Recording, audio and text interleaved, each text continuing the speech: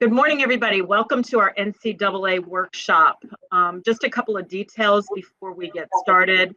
Please make sure you mute your mics, and as questions arise, please write them in the chat feature. This workshop is being recorded, and we will make it available to all after our meeting. As a general philosophy, we believe that I'm still admitting people, okay. As a general philosophy, we believe that student athletes, similar to all students, should always have as their primary objective finding the best possible college match based on academics. That, combined with the student's athletic goals, will provide the best opportunity for success both academically and athletically at the college and university level. Student athletes should remain realistic about their athletic abilities and the demands for playing college sports. Being an intercollegiate athlete is often described as similar to holding down a full-time job. For many, it is worth it, but one must think about the costs and benefits to the individual. Throughout the entire process, one must keep in mind that athletic recruiting is a business. At every stage in the procedure, one must carefully consider who is generally dedicated to protecting student athletes and their best interests. Please know that Hilton Head Preparatory School recognizes that along with the potential opportunities available to student athletes, they encounter an additional layer of complexity when navigating the college admissions process. We have put together a team to assist our student athletes and families successfully navigate this system. I am confident that Prep has put together one of the best teams in the area to assist you and your child as you enter and make your way through the NCAA college admissions process. The leader of this team is Christina Van Epp, Prep's Director of College Counseling. I am happy to turn this meeting over to Christina as she introduces other team members and reviews NCAA eligibility requirements. Go at it, Christina. All right, good morning. Thank you all so much for joining us today. And I just want to thank our presenters ahead of time. We have assembled a really great group of panelists this morning who are going to share their experiences with you. We have AJ Gilpin, who graduated this past May from Hilton Head Prep, or actually June. And AJ is a golfer, and he is playing golf at Lehigh. And he is going to tell you a little bit about his own experiences through the recruiting process. And the reason that I selected AJ to represent the students is he did a lot of the legwork on his own. He was not affiliated with an academy, so he had to do a lot of the reaching out to coaches. I learned a lot from him through the process as well. So we're really happy that he's here to join us. I know it's the middle of the night in college time, so we really appreciate him waking up so early to join us. We also have Mr. Jonathan Burnett, who is the father of Sophia, who just graduated in 2020, and Camila, who is in the class of 2022. And he is a golf parent and a coach, and he is going to talk with us about the best ways that you as a parent can support your children as they navigate this process, and some important things to consider, and also how to come up with your list of schools and the types of questions that you should be asking yourself and your student. We also have Mr. Mark McDonald, who is a parent as well and coach. So he is the parent of Madeline and Stone, and Stone just recently graduated also in the class of 2020. We had a fantastic group of students who graduated, and he's playing football for Lafayette. And then we have Coach Matheson, who is both a teacher and a baseball coach here at Hilton Head Prep. And then we'll have some time at the end for some questions and answers, and just an opportunity for you all to interact with our panel as well. So this is sort of a two-pronged approach that we're going to be taking this morning. I'm going to talk a little bit about the, I hate to say the boring piece, but the academic piece, and just tell you a little bit, because as a student athlete, you need to make sure that you're meeting all of the academic eligibility requirements. It's not enough to just be a super talented athlete. You need to make sure that you have the academics piece in mind as well. I'm going to go through the basic timeline of what you should be expecting more or less, and then our panelists will fill in the gaps with their own experiences. And then I'll also talk a little bit about the NCAA academic eligibility requirements. The first thing, if we're looking here in grades 9 through 10, and I say this to all of our students, whether they be an athlete or not, grades 9 through 10, I know people are very worried about going into the college admissions, game, right? But the most important thing that these students need to be worried about at this time are their grades, and just making sure that they're doing everything that they can to make sure that their end of year grades reflect their academic abilities. The more doors will open with a solid academic record. Also make sure that they're meeting NCAA eligibility requirements for academics, and we do a very good job at Prep when we're registering our students for classes, making sure that they have a full course load so that they don't really need to worry whether or not their class will count for NCAA requirements. Keeping track of their athletic statistics. And then Mr. McDonald will talk a little bit about this later on, but attending summer camps and spending summers devoted to the sport and making connections and networking. And that's really what they should be doing in grades 9 through 10. They don't at that point need to be studying for SATs and ACTs. That happens in grade 11 with junior seminar. So in grade 11, and I have been meeting with some junior parents, and we'll continue meeting this spring with junior parents to discuss your goals and your students' goals. It's a good time to schedule a meeting with your student's coach to discuss specific schools that you're targeting. Meet with Dr. Lawless. Dr. Lawless is our junior seminar coach. She's not able to join us this morning because she's trying to get as many students as she can in before the Thanksgiving break. And then we also will talk about creating an athletic resume, putting together film, and continue networking with coaches. In the spring is when we generally have most of our students take the SAT or ACT. Some students are actually going to begin taking the SAT and ACT this fall. So we have some signed up for, we had some take it in November and some in December. We're really encouraging our athletes to get those in February and March, so that as they're talking with coaches and coaches are asking about SAT and ACT scores, they have some scores to provide, understanding that they might continue taking those SATs and ACTs well into fall semester of senior year. It's also a good time to get registered on the NCAA Eligibility Center, and I'll talk about that in a minute. And then requesting that transcripts be sent to NCAA and test scores from either the College Board or ACT. And then attending summer camps with coaches. And then the senior year, we'll have senior seminar, which many of you are probably already familiar with at this point, but we will work extensively on applications during that process. We also encourage you to continue reaching out to coaches for those of you who have not yet signed, and continuing to do those official visits. We, at the end of the year, Prep will send the final transcript to the Eligibility Center. So just a little bit about academic eligibility. This is a link, and I will send this out to you all too, but this is a link to our the NCAA Eligibility Center. Your student, it's not too early at this point if you have a sophomore or a junior to get your student registered on the portal here. I will upload your students' transcripts as you request them, but you will need to, there is a fee associated with it, and I can show you this screen here. And you will set up an account, and it's a very important thing to get done, okay? So this will also be in the presentation that I send you. The other piece is the worksheets. So I can share this tab with you now. This is a sample D1 and D2 worksheet.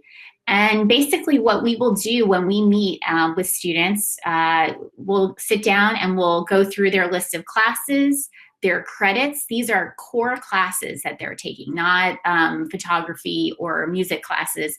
These are their English, math, science, and then social science, and then elective courses such as Spanish or Chinese. So those will count towards the eligibility requirements. And it's important to also note that for every A that a student earns, they get 4 points. For every B, they get 3. For a C, they get 2, and a D, they get 1. And then this is what is calculated at the bottom here. It's all divided out by the number of credits. And so students need to make sure that they have a certain threshold that they're meeting. These are the requirements. This is also going to be linked in the presentation for you to take a look at, but these are the D1 academic requirements, and it's a sliding scale with test scores. Now for seniors this year, there isn't the standardized testing piece that is only applicable at this point for seniors. They're anticipating that things will go back to normal next year. So juniors will need to submit SAT, ACT scores for eligibility. I will say though that just because NCAA is not asking for an SAT score does not mean that the actual college that they're applying to does not need the score. So please keep that in mind as well. All right, so that's all linked. So let's say your student is not a strong test taker, right? Let's say that they're, let's say they're in the 860 range for an SAT. That means that their core GPA needs to be a 2.6. So the higher your GPA, the lower your SAT score can be. But of course, we want to make sure that our students are, trying to exceed that, obviously. And then finally, let me see, sorry, I just jumped a little bit here. Just make sure that if you want a copy of your students' transcripts, like let's say you're speaking with a coach and they want to see what your students' grades are like, I can send you an unofficial copy of their transcript that you can send to coaches because that happens fairly regularly. Same thing with SAT, ACT scores, but make sure we have a conversation before you send those out. We're trying to stick to a really tight schedule this morning, so I'm going to turn this over to AJ, who will talk about the student piece. And then if you all have questions about the athletics or the academics piece at the end, I'm happy to answer those. All right. Good morning, everyone. I'm AJ. Play golf for Lehigh, as Ms. Van Epp said. So she just has a couple questions here. What's life like on campus right now? How has golf been affected? Well, life on campus for us, we were pretty much mostly online this semester. Me and my roommate, who's also on the team, had a lot of the same classes, so we were kind of on Zoom together and had to do assignments outside of that. We played golf for like the first month, and then there was a COVID outbreak, so we had to cut it, and that's why I'm actually here on Hilton Head right now. So my recruiting timeline was, I would say, somewhat normal for someone with my ability. I started reaching out to coaches for the first time when I was like a sophomore or even freshman year, just introducing yourself basically. But I think like as time progressed, like my parents got pretty nervous because like I played a lot of tournaments my junior year summer. And then heading into the fall of senior year, I didn't really have any offers. But then before the month of November, I ended up getting 3 and I chose Lehigh. So that was kind of what it looked like. So how do you market yourself to schools? If you want, I can just share my screen real quick. I have something to show you guys.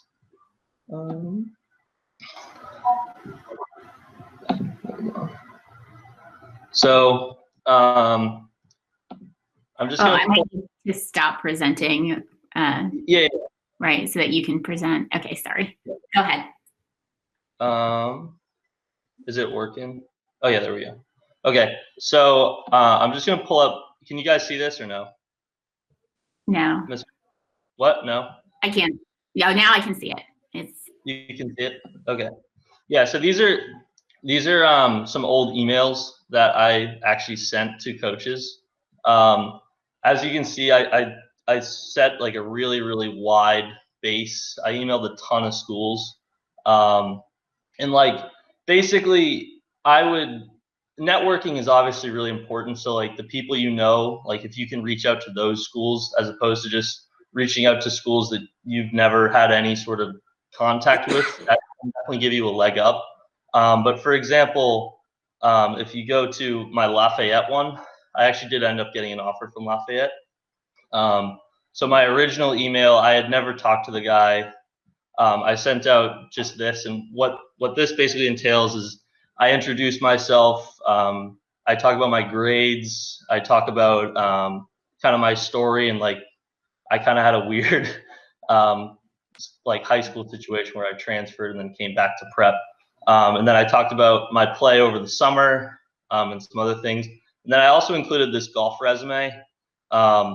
This is really important. I think everyone, I don't know about other sports, but at least in golf, you basically need this.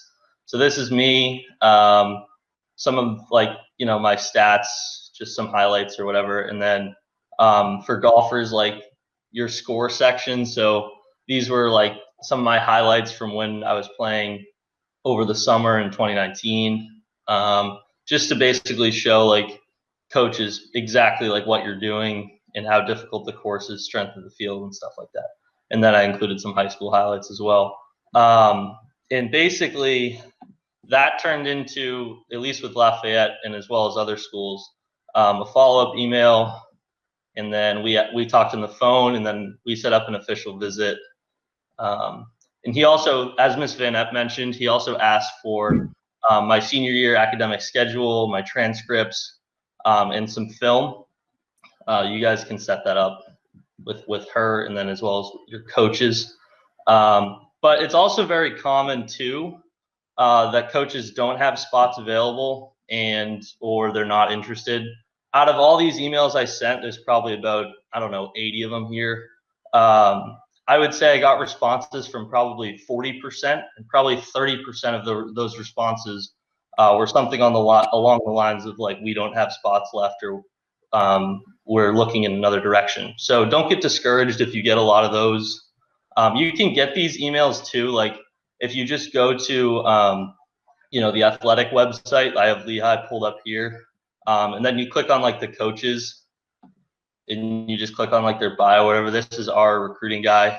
If you like almost immediately you can get their email. It's right here. That's pretty much with every school. So that was kind of my process with that. Here, you can start sharing again. Go back to the present.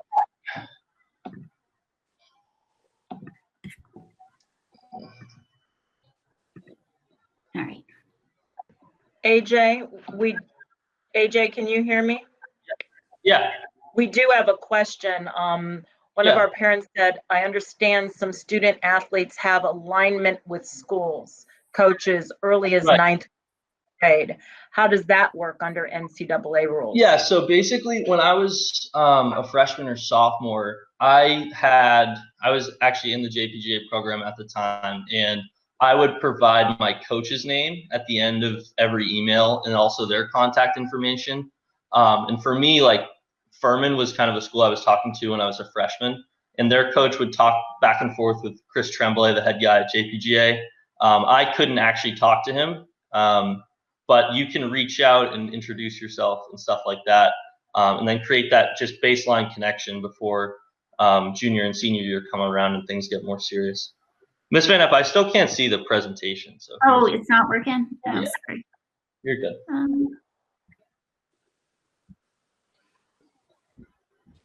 Sorry.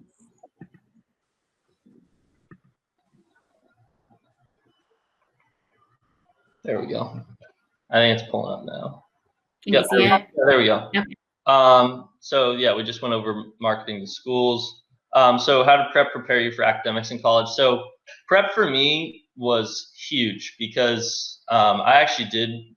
There's like a lot of things with athletics when it's like, some kids will do less. They take online classes. They don't really go to school very much, and just to try to get better at their sport. But I see most of those kids, it ends up hurting them in the long run, because college is really hard. And, you know, schools know prep's rigor and how well it prepares you. And even for me, like, you know, going to Lehigh, my classes online this semester, they're not easy. And I definitely worked really hard in high school. And I felt like I was well prepared. But even said that, it's going to be difficult. So I think, like, you know, being at prep and working with the individuality of the teachers has helped me a ton. And just like a lot of the AP courses too, like I ended up taking, I think, 6 in high school, and those prepared me really, really well. My math course this year was a lot easier because of Miss Dowell taking, you know, AB and BC Calc. So it's kind of something with that. What advice do you have for student athletes who are beginning this process?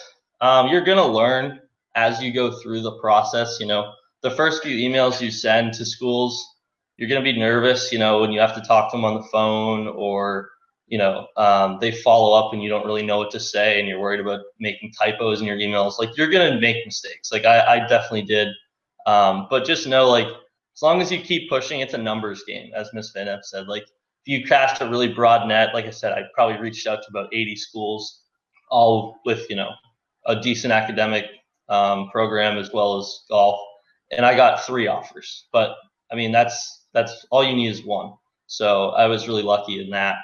But yeah, so just, you're gonna make mistakes, and it's a learning process, and it's gonna prepare you well for the world too. I've definitely take a lot of confidence, like, with my networking abilities with coaches and stuff. So I think that was what was so impressive about you, AJ, is that you really handled a lot of this on your own. And I think you developed a lot of skills too that are going to serve you well down the road. So if, you know, for you all at home, I hope you encourage your students to get involved in the process as well, because it is it's a great experience, I think, to learn that skill early on.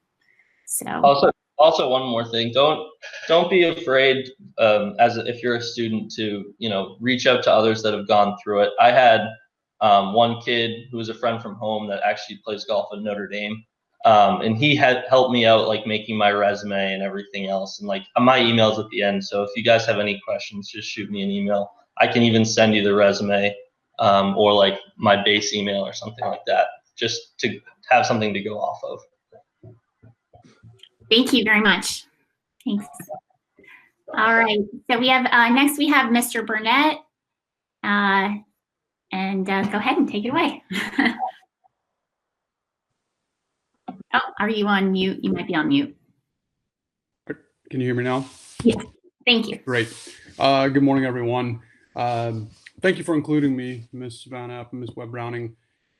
This is, to me, it's both personal as an experience that I had as a college athlete back, I'm going to say not too long ago. And then for our kids going through the process now, and then additionally watching AJ and the others, particularly the golfers. Obviously, we're pretty close to the golf community. So watching these players go through it, it's really awesome to see, and it's really awesome to watch them mature. AJ, kudos to you. It's been cool to watch you grow and mature, and I think it's this process that plays a big role in that. So from a parent's perspective, there are a few things that I like to highlight, and I've heard this comment made already about casting a broad net. I think that can be good, but it can be overwhelming at times too. And through my experience as a coach, and for those who don't know, I coached collegiately men's golf for 8 years. And one of the things that I ran into on the recruiting front is I would have kids contact me or come to visit, and it didn't take 30 minutes for them to realize and me to realize they were just in the wrong place. And it wasn't that they weren't great people, they weren't great students. It's because there are all the other factors that they were looking for. And so there are kind of several factors, and I'm not sure if Ms. Van Epp has shared any of this with anyone, but this is what I call the prioritization of characteristics. What is your student looking for? And let me interject a big asterisk here, and that is, this needs to be the student athlete's decision. Parents oftentimes can influence these decisions, and I've seen it happen where it doesn't go well for the student athlete. So academics first and foremost. If the kids have any inkling of what they want to study, it's critically important. For example, if you want to be an architect or an engineer, your pool of schools narrows very quickly.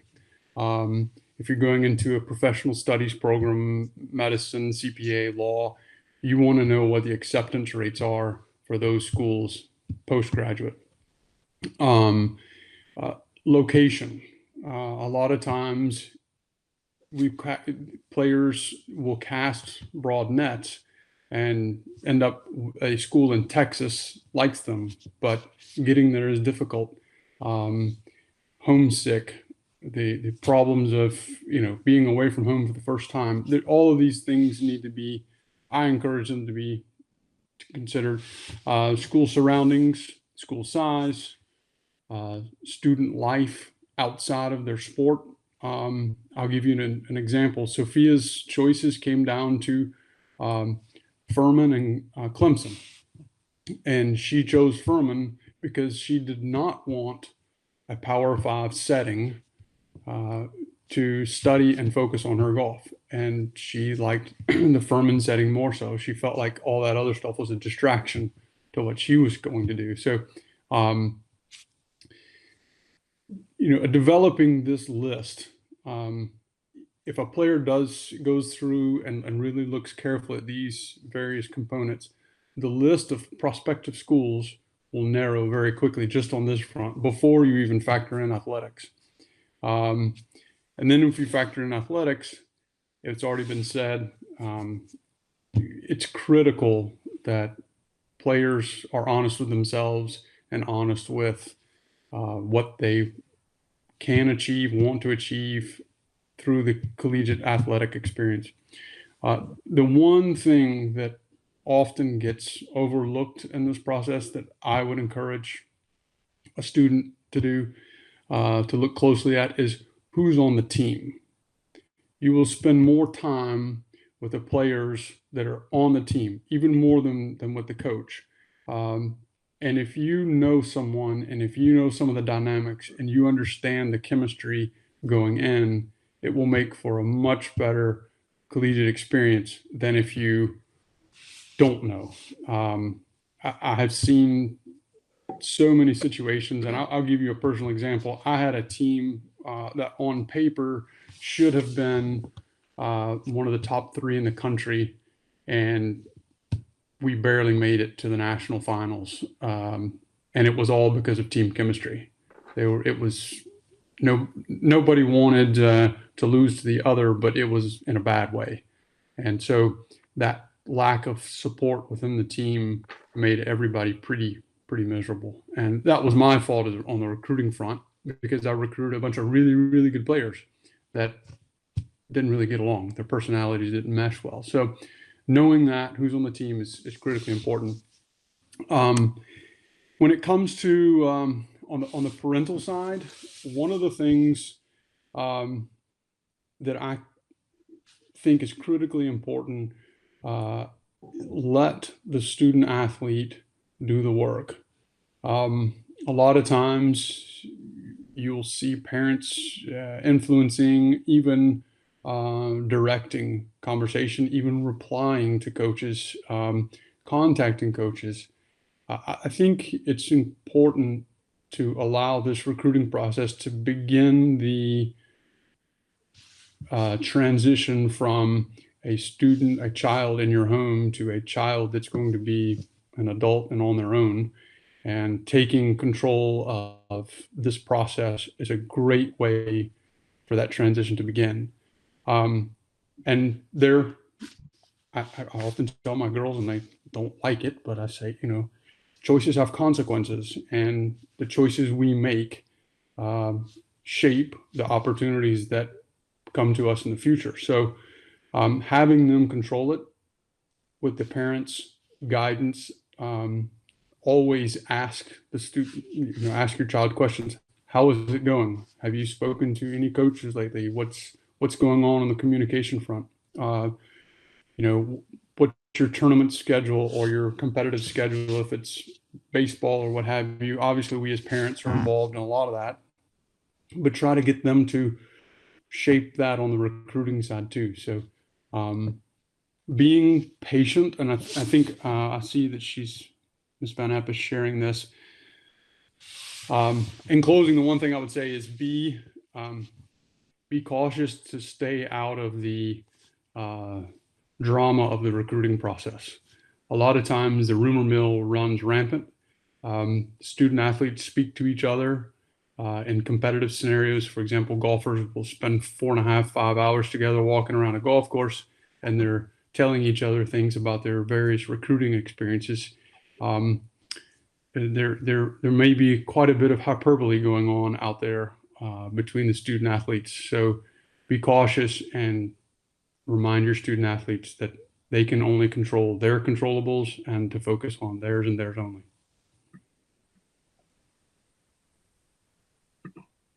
Thank you so much. That was really helpful. I think one of the things too, and I didn't mention this in the beginning, but I think you touched on this nicely, is really considering the academic piece when looking at schools too, because ultimately you want to make sure that when the student gets to school, they're not just happy with the athletics, but that the school is offering everything that they need from an academic standpoint too. Absolutely.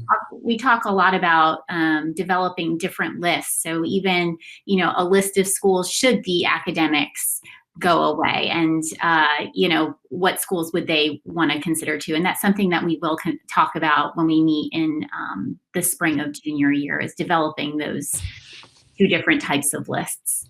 So I do want to interject two more quick items, and I see I missed the financial piece.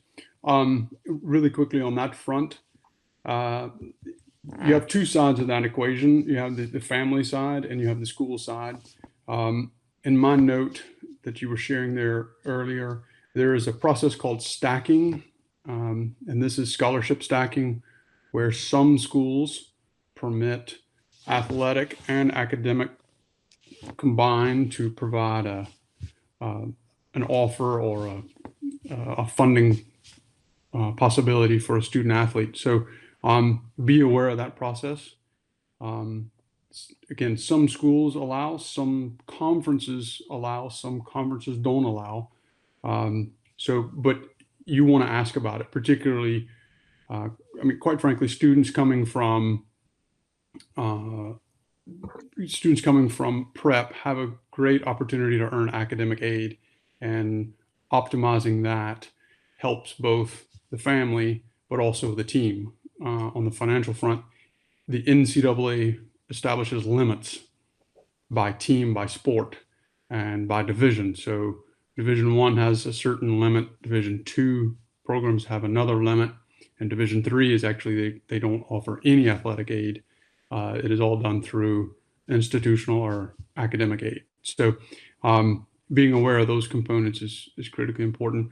And the other thing was mentioned earlier by AJ regarding the recruiting process. And he may or may not realize this, but the rules have been changing rather rapidly coming through the NCAA over the past couple of years. So at the moment, pre-COVID, the rule said you could contact the coach, could not contact a student athlete before June 15th after their sophomore year. So going into their junior year. That still remains the case. A student athlete cannot, they can send information to a coach, but they are not allowed to communicate with the coach in any way. In fact, what AJ was talking about, his golf coach communicating with a college coach, that has now been prohibited until after June 15th of the completion of the sophomore year. So the coaching connections have been curtailed tremendously prior to that June 15th moment. So it becomes a kind of fast and furious when that hits. However, we're in a midst of COVID world. The NCAA has instituted what's called a dead period, and that is currently extended through the beginning of 2021. All indicators are it's going to get extended again. What that dead period means is student athletes, they can still contact via email, they can contact by phone, text, what have you, as long as they've passed that June 15th deadline or barrier. But they cannot go to campus.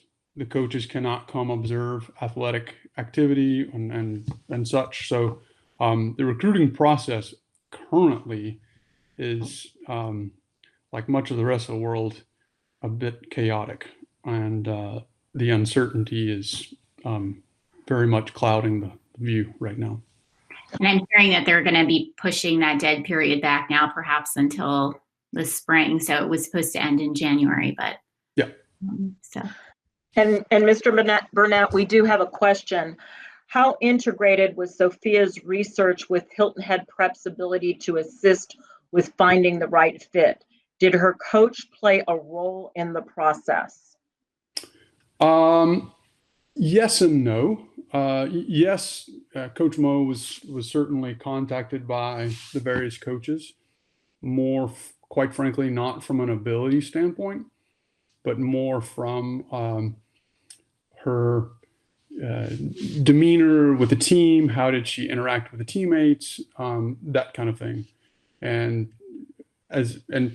quite frankly, I think a collegiate coach should be contacting the school in that regard. I know, Ms. Webb Browning, you were very much involved in terms of the academic side and the academic piece, being sure, particularly at Furman, being sure the transcript was correct, particularly heading into the senior year, to be sure proper class schedules and credits were being earned to prepare her for the rigors of Furman when she arrived. So yes, but at the same time, and golf's a little different on the athletic side, the coaches tend to look more of what happens outside of the high school play environment. They're looking more toward the summer schedule, as AJ was mentioning that he played.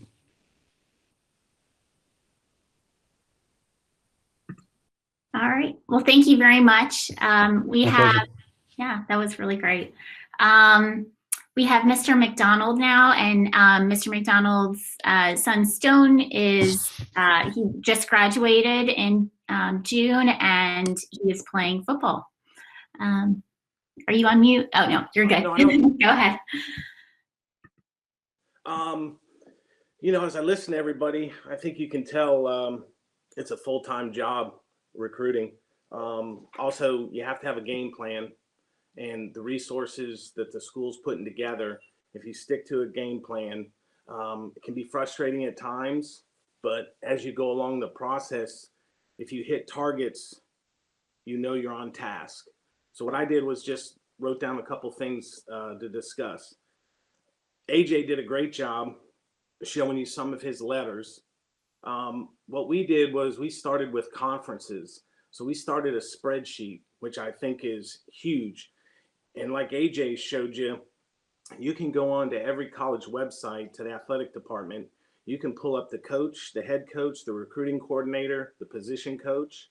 You can get their cell number, their Twitter, their email. So what we did was we had probably 80 to 100 schools. Sometimes it's too much, like Mr. Burnett said. If you know where you want to go and what you want to do and how far away from home you want to go, you can narrow it down. We started just to start with by getting hits. So what we did was, like AJ did, we formatted a reference page, and it had all your information, had all your coach's information, your links, your Twitter, your email. What you were trying to do was make it so easy for a coach to click on a link and watch your highlight video, to email you, to call your coach, to hit up your counselor, to get your transcript. And I used to say, my wife would get very frustrated because she's like, I don't know why they're why are they writing back just one sentence? I was like, well, just because somebody went or coaches at Princeton doesn't mean they went to Princeton.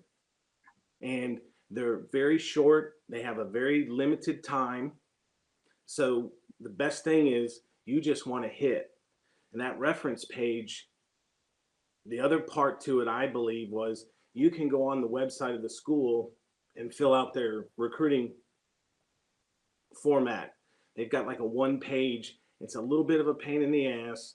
However, you get into the school, you put your name and all your information in there. It's tedious, but at least you're in the system to some degree. Then you start sending your emails out, and you talk about throwing a large cast net out there. That's what you're doing. You're trying to hit up, like AJ said, hey, 80 to 100 schools. And then from there, I got hit 40 people, and I narrowed it down. I started to see communication. I started to see some activity, and I followed up on it. What they say is rinse and repeat. So just because you send an email once, sometimes we wouldn't hear from coach and we sent the email 7 times. You got to remember, these guys or these ladies are on the road recruiting. They're practice, they have a family, they're in between, it's 24/7. But just because you didn't get a response right away like you would from Miss Tina Webb Browning or Christina, like, oh, I emailed her, she called me back, she emailed me back in 20 minutes. It might be days to a month. So I always said, rinse and repeat, keep hitting it and sending it every week. The other thing was, it's once you get a hit, it's like fish on. Okay, now what do I do? You want to have your email, your Twitter, and your DM set up. A lot of these coaches will talk to the students via text and through Twitter. So when you talk about networking, there's a couple different things from my perspective. Was my son was football and basketball. So his huddle account was very important, because not only for football, but we kind of parlayed it into basketball as well, because a lot of the coaches liked what he did on the basketball court. And that was eye-hand coordination, angles, vision, all kinds of stuff that you couldn't see necessarily on the football field. And you'll see the multi-sport thing depending on, if somebody played soccer and then somebody played basketball. They help each other, and I think it's extremely important to have the video. The huddle is just getting on there and working through it. After every game, you take your best plays, you cut them up, you save them, and then you add them to your highlight video. And as you do that weekly, as you're playing, at the end of the year, you have everything kind of chopped up and cut up, and you can put a 2-minute highlight video. That's the hard part, is you don't want a 6-7 minute highlight video. Nobody's going to watch more than 40 seconds, because they can tell pretty quickly, where are you? Division 1, 2, 3, where are you trying to get to? Nobody wants to watch a 15-minute highlight video for 2.5 years of your playing career in high school. Twitter is huge, because a lot of these kids talk to coaches through your DM, direct messaging, text messages. You have also times where they can't speak to you, only by phone. Sometimes they can talk to you in different ways and at different times, like Coach Burnett kind of indicated. Your Twitter has links to your huddle. It shows where you're going to camp. It shows who's following you. And that's one of those hits where you go, hey, I just had a coach. For example, my son, the coach wrote back, said, hey, I love your video. When can you get up here to see the school? And we want to do the following. And then right after that, he got hit up on his Twitter account by the coach following him, saying, boom, okay, there's a fish on. Here he just hit his Twitter account. He's following him. He wants to know more about him, and he wants to see what he's doing. Where is he going to camp? What other coaches are following him? So anytime you can get multiple activity on emails and Twitter, other coaches get to see that. And sometimes they go, what am I missing? He's getting followed by Lehigh. Man, maybe I should jump in here. What did I not see? Maybe I should look at that video again. They question themselves. Gmail. I think it's important for the student athlete to have their own email, because what I saw happen with my son was so much schoolwork to do, so many emails, so many different Twitter accounts. It was like, let's just have one account, a Gmail account, specifically for recruiting, and parents have access to it. Because after all said and done, between being a student athlete, the schoolwork at prep, and working out and doing everything else, your parents should be able to access it during the day. So if you get hit up early in the morning while you're at school, you can kind of regroup and go, okay, what do they want? And there'll be times where your parents have to help you put that stuff together. It's a lot. One of the things I found that was good in networking, when we got hit up by a coach, email or a Twitter, I always wrote the coach and said, hey coach, here's a recap of the week. Lafayette, Marist, Davidson, all hit him up, emailed him, want to come visit, want to come to camp, and he's talking to him via text messages. What I would do is tell our coach, Coach Adams, here's the name and number, here's a cell phone for the coach. Put it in your phone and label it. And I'd do it to my son and said, hey, put in your phone, Coach McFadden, Lafayette College, recruiting coordinator.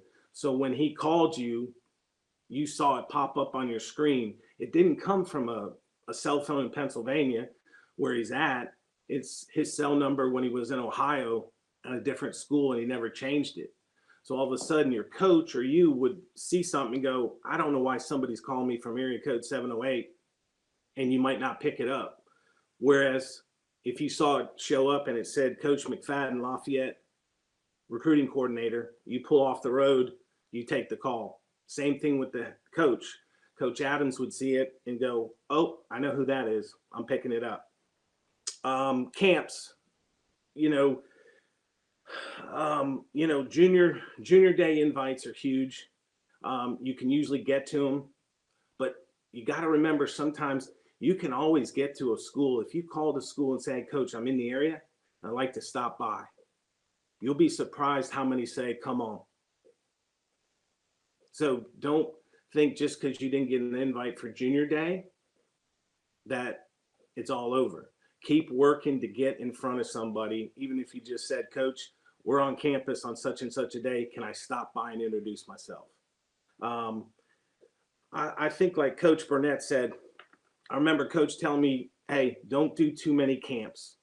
You don't want to put your kid through 15, 20 camps in the summer and then start school and then start their sport. We chose 4 camps to go to in the summer, and we kind of parlayed it with when were they? They're all on the website. They tell you the dates, the times, who, what, and where. And then you put your schedule together to kind of coordinate, all right, what's your favorite camp? What's your favorite school? And then how do I kind of put myself in a position from traveling in time frame? The showcases, to me, were difficult because we passed on a lot of those, because you'd show up and you'd have 300 kids with 20 schools. Well, most of the people that were there to see 2 or 3 kids, they came and went. And then it just became a numbers game and money. And you're like, okay, can I really get a rep? Can I really show what I can do at a showcase with 400 kids, with 28, 100 quarterbacks? I get to throw the ball twice. So we kind of stayed away from the showcases, but every sport's a little bit different. But as far as football, it was a numbers game. The camps that we went to, like Furman and Davidson, Lafayette, Lehigh, you contact that coach before you show up, and you make sure you got some dialogue going on so he knows you're there, is extremely important. And then from there, you're just trying to work the process to junior day to a camp.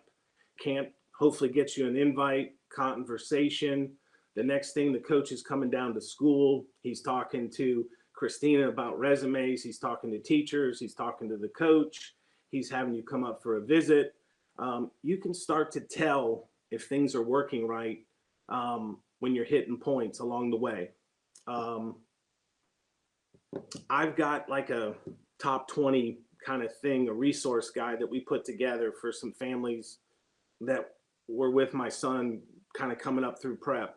And it's great that they have this format now, more so because it's a overwhelming process, and you figure it out at the very end and you go, oh, I got it. And then it's over. So as you start the process, use the resources. Like AJ said, hit me up. You'll sit down to write the email and you'll be like, I don't know what to write. So use every resource you can, talk to the prior athletes. And then stuff like AJ has, hey, hit me up for examples, or Coach Burnett, hey, here's the following.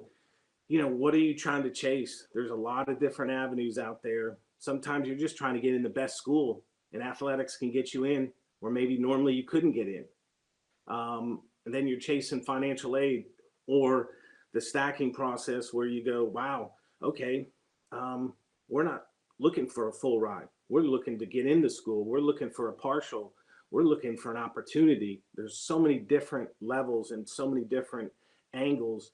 And if you approach it with the coaches like that, it changes the communication from, yeah, we're going in a different direction, when all of a sudden they know, well, maybe I'm not looking for the following. Maybe my kid, because of his grades, picks up some financial or some scholarship money academically. And then they look at you and go, we might have a spot for him. So in conclusion, take the resources, take other people's experiences. It's a frustrating process. It's a lot of work, but if you have a game plan, you stick to it. In the end, it usually works out the way it should. But you're going to hit some roadblocks along the way. You're going to get frustrated because people aren't calling you back and you don't know why. But at the end of it, stick to the game plan in the process. And along the way, you get stumbled or you hit a roadblock, raise your hand and ask for help. That's all I got.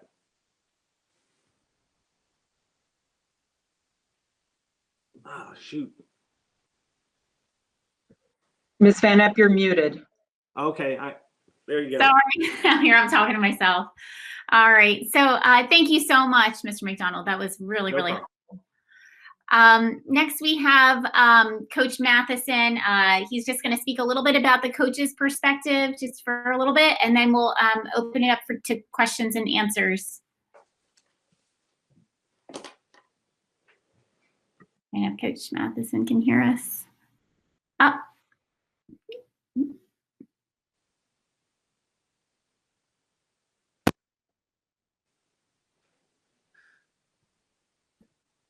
Coach, I think you're muted too.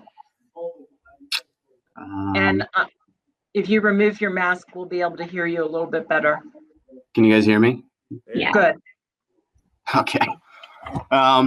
Yeah, I was just saying, thanks to everybody that's presented so far. You guys are, I'm going to start echoing a lot of what you've heard, but I wanted to bring a different perspective as a coach and a teacher here. And also, I have a unique opportunity where I've been, for the majority of my coaching career, I've actually coached summer teams and some older players. I'm a baseball coach, by the way, so I've coached some players, and in that sweet spot of age group where a lot of the tournaments that we play in, the showcase tournaments and college visits that we go on, I've gotten right at that 16, 17, 18-year-old age range, and then just kind of how that transitions into the recruiting process. So the first point on here that we have is, what can parents do to support their student athlete? I might be talking, this might come across as a little harsh in some cases, but one of the greatest things I think a parent can do to support their student athlete is, before you decide to do any high level travel programs, or if you go to a showcase, the best thing to do is just to make sure that your student athlete has something to showcase, and they have something to show. I would say 90% of the time that we're dealing with, especially maybe 9th, 10th, and 11th grade, athletes, they're getting all these offers to just go spend money at a camp or a showcase that you're just going to get lost in the weeds. There's nothing that you're going to show any coach there that they want to look at. So just before you enter this process, make sure that you have something to showcase. That's my first thing. And the second thing is, and it's been mentioned a couple times, make sure that your student athlete is starting the process of being able to speak for themselves and take responsibility for their actions. The hand holding and the making sure, that by all means, look over their shoulder and make sure that the email that they're typing is well done and all that kind of stuff. But it's so important that the student athlete begins the process early on, that they can be in control of their communication and be responsible for their actions. So those are my two biggest things. And the third one, start to pay attention to, I know, the rigors of being at Hilton Head Prep and our program and all the activity that you do with the sport. All those are important. Making sure that your student athlete's getting in the weight room, that their nutrition is really good, and they're just keep sleeping and all those kind of things. That's really important as well. So keep an eye out for all those items there too. I wanted to talk about what questions do coaches ask coaches, because I think the really unusual part about my relationship with students as the baseball coach at Hilton Head Prep is that I very, very, very, very rarely get a college coach ask me about stats. I would say it's only maybe happened once or twice over the time that I've been coaching. And the first question that I always get is, how is this kid off the field? Is he a good teammate? That's usually number one. The second thing they ask me a lot is, how is their family? I know that sounds like a really personal thing, but sometimes they want to know, do they have support? Is mom and dad a helicopter parent? Are they constantly bugging you? Are they making sure that their kid, are they doing everything for that child, or is he independent? Those are a lot of the questions that I get. And to me, that's an interesting thing. And of course, the other question that they ask is, how are their grades? How are they as a student? Those kind of things. How are they during practice? How is their work ethic? Those are the questions that I get asked from coaches. So it depends on where that process happens. So if I'm getting that question already, I'm assuming that the player or the parent has already, like, that process of recruiting has already started, and that coach or that program is they're trying to do their homework at that point. So they're either trying to make the next step, or they're trying to confirm or deny certain things that maybe they saw secondhand. My interesting perspective on let's say like the summer baseball side is that sometimes I'm with a 17-year-old kid, and right then and there, I get a college coach that walks up to me and says, I want to know more about that player. So from that perspective, it's much different, because usually I'm not their high school coach and I'm not their teacher. They're probably playing, they go to Wando or a Charleston school, somewhere up there. And I'm I'm just overseeing them for the summer.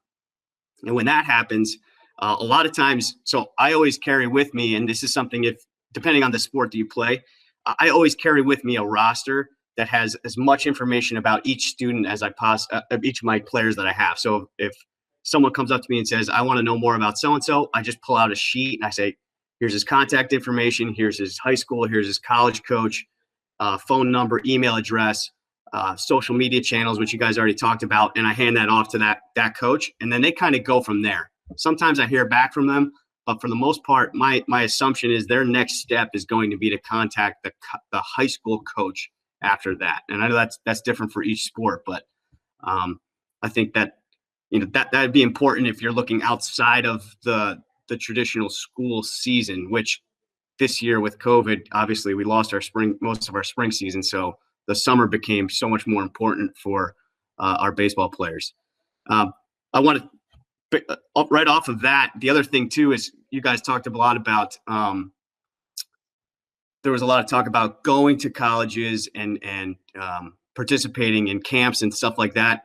One of the most important things too is to have your high school coach if you know that you're headed to, let's say, you're headed to Furman for a camp, reach out to your high school coach and tell them that you're going so that they can try to make that connection as well. During this COVID time period, I've had a lot of success recently with getting responses from college coaches, whereas typically I might send 10 or 11 or 12 emails before I get a response. Right now, it's probably at 1 or 2, depending on who the player is, and I'm getting a response pretty quickly. And they're short. Sometimes they're just like, hey, thanks for reaching out. I'll take a look. And sometimes can you send me more information? It's a struggle for us to recruit right now. So those are just some of the tips that I have there too. And the last thing I have on this slide, I'll make it really quick. What matters? I can't tell you how important it is just for your student athlete to just be a well-rounded person. Make sure that they're doing the community service. Make sure that they're trying to take a leadership role where they can, that they're being a good teammate, and they're being a good teammate, and they're making sure that their grades are good and all that kind of stuff. Because you guys have mentioned it before, there's opportunity there when you are your student athlete is a good person with great grades. The doors will open much more so than if it's a struggle. As a coach at a high school, we want to try to keep certain doors open to certain colleges. So if a college coach asks me about a kid and I kind of lie about it, if I say, yeah, so-and-so, he's a pretty good kid, and he's a good student athlete, and then he shows up and he doesn't do his work, he's not a good teammate, he's always asleep, he's a big partier, all that kind of stuff, that coach is going to be really reluctant to come back to prep and say, hey, yeah, we want another one of your players. So we have to be really honest and upfront. And I love to be honest and upfront with coaches, especially when it's somebody that I can get behind and say, this is a great kid, I can't wait to send him to you. So just keep that in mind too, that we kind of have that responsibility to the whole program in general and not just your student athlete. So for the most part, we have great kids here, so that makes it really easy. That's it. That is awesome advice. Thank you so much. So Ms. Webb Browning had to run on to our senior speech that's going to start momentarily, but we wanted to offer you all some time to ask any questions of our panelists. I know, Mr. Wilkie, you had a question for AJ. What is an offer, a discussion, a proposal, a contract? How does a student get transparency into the school's and coaches' intentions? Right. So yeah, that can be really, really complicated. For example, most offers and opportunities happen, at least for me, I don't know how it's like COVID times and whatnot, but you really only got any sort of insight in that after you visited in person and spent time at the school or spent time with the coach. So for me, I visited High Point University, and I, did some sort of workout with the team. And it was, he said he was potentially interested. And it wasn't until about a month later, he told me, oh, I'm down to 3 guys. I'll let you know soon about a spot. And then he called me one day and said, yeah, we have an opportunity for you. In other cases, scenarios for example, Lafayette, they said, we're super interested in you. Please come up for a visit as soon as possible. And then, on this, within the next week or a couple days after the visit, I received an offer from them. Same thing with Lehigh. So an offer pretty much will look like basically them just calling you, at least for me, and saying hey, we like what we saw, we want to offer you an opportunity to play for us. And and then depending on whether or not there's money involved, academic, athletic, and whatnot, they might discuss that. But it's pretty much all verbal. And then as the semester goes on in that fall, that's when you're going to put things on paper on signing day. And then it's official. It's still just verbal until that day. And anything can really happen, but it's like a person to person, it's like a binding sort of thing verbally. But I don't know. Hope that answered it. Thank you.